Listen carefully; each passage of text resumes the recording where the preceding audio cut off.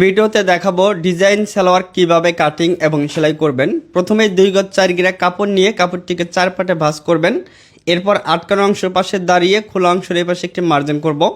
এরপর 2 ইঞ্চি নিব রাবার ভাঙার জন্য, এখানে একটি মার্জিন করব। এবার নিচের মার্জিন থেকে সালোয়ারটি লম্বার মাপ নিব। আমি এখানে 38 ইঞ্চি নিলাম, যার যতটা প্রয়োজন নেবেন। এরপরে আরও 3 ইঞ্চি বাড়তি কাপড় নেবেন ডিজাইনটি করার জন্য। এরপর এভাবে 2টা মার্জিন করবেন। এরপরে নিচের মার্জিন থেকে আপনাদের সালোয়ারটির হাইয়ের মাপ নিতে হবে। এখান থেকে নিব আমি 14 ইঞ্চি পরিমাণ 38 ইঞ্চি বডির জন্য, 35 থেকে 40 ইঞ্চি বডির জন্য 14 ইঞ্চি নেবেন। এরপর এখানে বডির মাপকে 4 ভাগ করে 1 ভাগ নিব।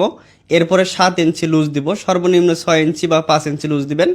এরপরে হাইয়ের রাউন্ড শেপ করার জন্য 1.5 ইঞ্চি নিয়ে ঠিক এইভাবে একটি মার্জিন করব খোলা অংশের পাশে, এখানে হাইয়ের রাউন্ড শেপ। এরপরে এখানে পায়ের লুজটা নিব 7 ইঞ্চি, এরপর 1 ইঞ্চি বাড়তি নিব। আপনার সাধারণ পায়ের লুজের থেকে ডিজাইনটি করার জন্য আপনারা 2 ইঞ্চি পরিমাণ বাড়তি কাপড় রাখবেন সেলাই সহ। এরপর এভাবে সুন্দর করে মার্জিন করবেন। এরপর একদম সহজ, কিন্তু এটা দেখেন এই মাপ অনুযায়ী আমরা কাটিং করে নিব। এটা 38 ইঞ্চি বডির জন্য আমি তৈরি করতেছি 2 গজ 4 গিরা কাপড় দিয়ে। নিচে কাটিং করে নিব, এখানে একটা চিহ্ন হবে আর এখানে একটা চিহ্ন। এভাবে চিহ্ন করার পর সালোয়ারটি দেখেন আমরা এখান থেকে একটা পার্ট সরিয়ে নিতেছি। এরপর ঠিক এভাবে রাখবো। রাখার পর আমাদের এখান থেকে ঠিক এইভাবে 1 ইঞ্চি পর পর আপনারা মার্জিনগুলো করে নেবেন নিচের ডিজাইনটি করার জন্য। আর এই নিচের ডিজাইনটা হবে আপনার সেলাই দিয়ে, ঠিক আছে? চিকন করে সেলাই ধরে আমরা এই ডিজাইনটা করব।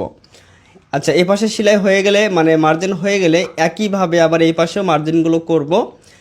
এ কারণে দেখেন মাঝখানে সুন্দর ঘর ঘর হচ্ছে। এই ঘরগুলো আমরা যখন সেলাই করব তখন কিন্তু খুব সুন্দর ফুটে উঠবে। আচ্ছা, সম্পূর্ণটা আপনারা দেখবেন।